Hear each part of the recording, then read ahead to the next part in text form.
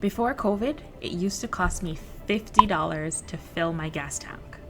When I returned to Canada after COVID, it cost me $50 to get me just above the half tank mark. In today's cost of living video, we're going to talk about gas. Gas prices.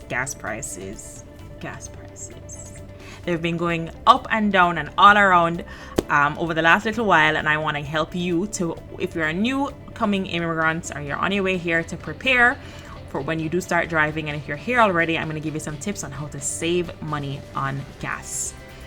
So let's get it started. Ha!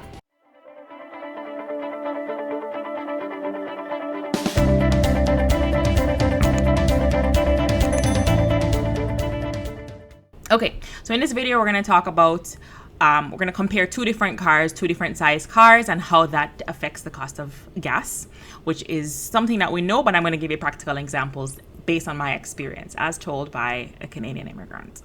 We're going to talk about the car size and why car size matters. And we're going to talk about the gas price of gas today and how to check across Canada for the different gas prices. How long does a full gas tank last you? And buying in the morning versus buying in the evening, and summer prices versus winter prices, and then how to save on gas, or how to save money on this everyday expense for anybody who drives. Okay, so first of all, back in 2016, when I was between cars, I rented a Chrysler 3000.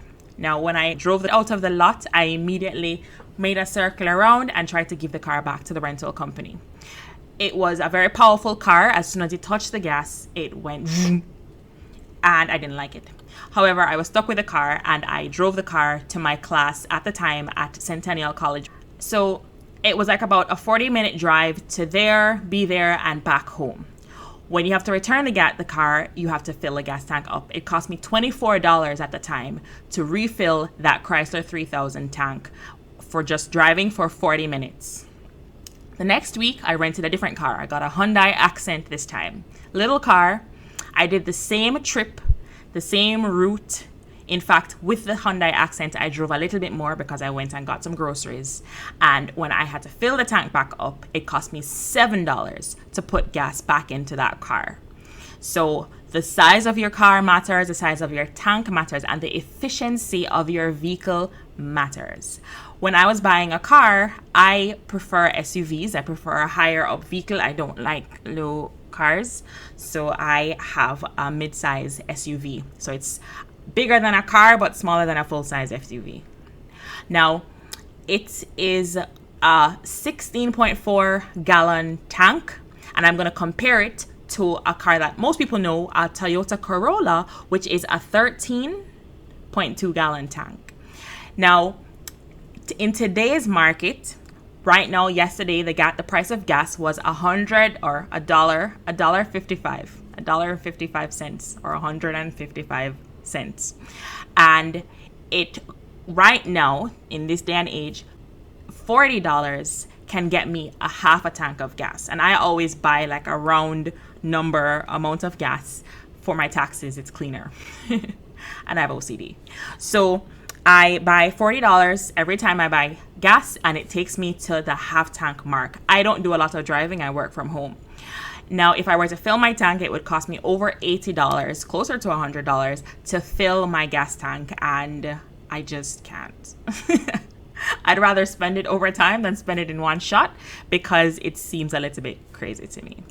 Now, compared to a Toyota Corolla, which is a smaller tank, but also probably a more efficient vehicle in terms of how well it burns fuel, it's a lighter vehicle.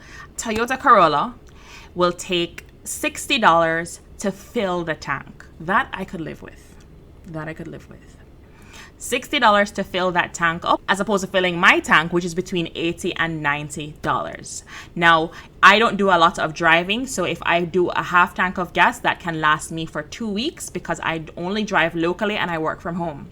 Now, the Toyota Corolla will last you about 2 weeks if you are doing just regular driving, maybe 15-minute commute and back, and plus or minus could last you about 2 weeks. But if you do a lot of driving, like a half an hour commute, minimum every day, then it could last you probably just 1 week. So then you're probably spending $260 on gas each month, which used to be what my gas budget was when I used to have to drive to an office.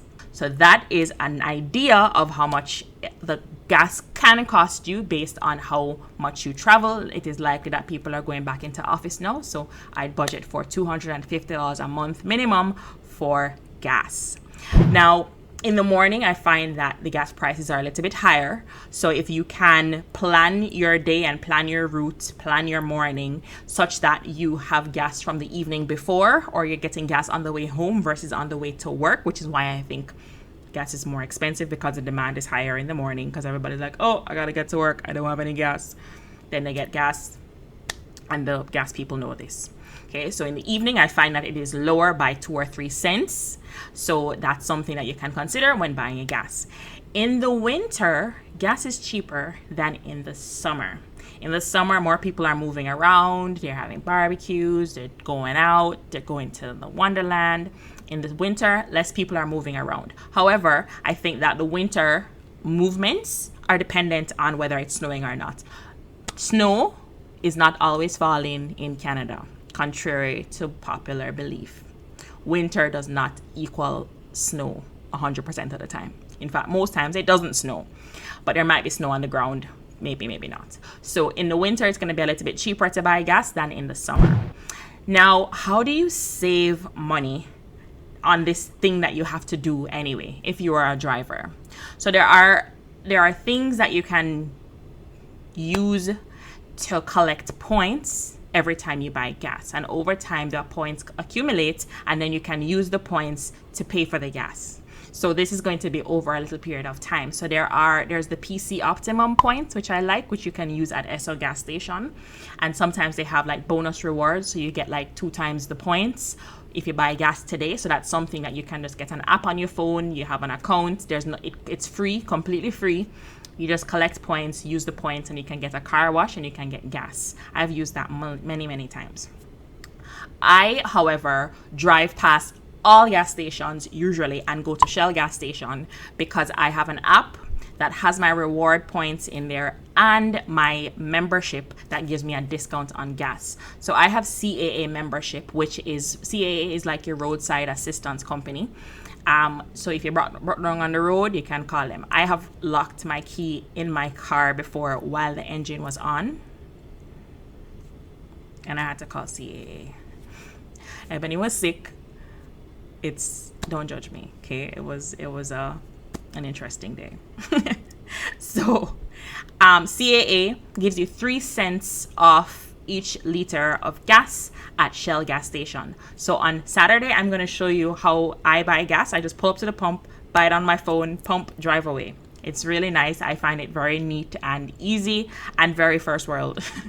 So I'm going to share that with you on Saturday, but that helps me to save 3 cents on each liter, but it also helps me to accumulate points, air mile points that I can use at a later date to pay for the gas. Okay. Also, there are credit cards that are cashback credit cards or credit cards that earn points. Now, we know that when you come to Canada, you have to build your credit score. And one of the most known ways of doing that is by using a credit card responsibly. Okay, responsibly. You use it, you pay it off. There are a number of banks that will issue reward cards. So I have a cashback card that every time I buy something, I get either 1, 2, or 4% cashback, depending on what the product is. So if it's recurring payments, then I get 2% cashback. I think gas and groceries, I get 4% cashback, I think. And so that accumulates over the year, and you can get back between $200 and $600 cashback, depending on how your spending habits. Okay, so this is a good way to save money. It's not immediate because you don't get the cash back immediately for some of these cards. Some of them you can, but I like to let it accumulate. I don't have a choice anyway for the card I have, and then they pay it out on a certain month every year.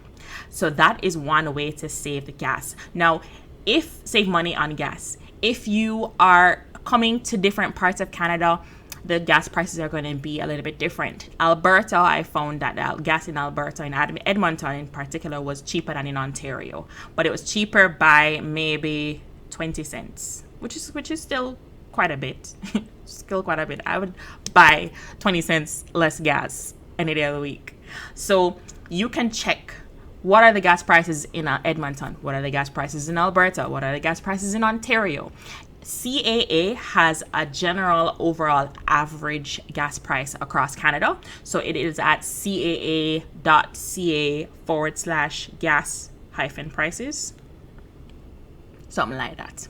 Right, where you can check the overall price of gas just to get an idea for you. And why I want you to get that idea too, I'm going to put it up on the screen here. The price of gas as of yesterday was $1.55, whatever you see on the screen. And that is in cents. Okay, so that's like a 155 cents, which is $1.55 per liter. Compare that to what you are paying for gas in your country, and comment in the section below. Tell me if it is cheaper, more expensive, or the same. Let me know in the comment section below. This has been your cost of living video for this week. We spoke about the gas prices, how to save gas price, how to save on your gas, and how to think about how you will use gas when you purchase a car. Okay, I appreciate you for watching this video. If this was helpful to you, please hit the thumbs up button, whichever side it's on. I always don't really know. Hit the subscribe button for more helpful videos like this, and I will see you in the next video. Cost of living videos come out every Wednesday, so hit the notification bell so you'll get the ding every time there's a new video for you to watch. See you in the next video.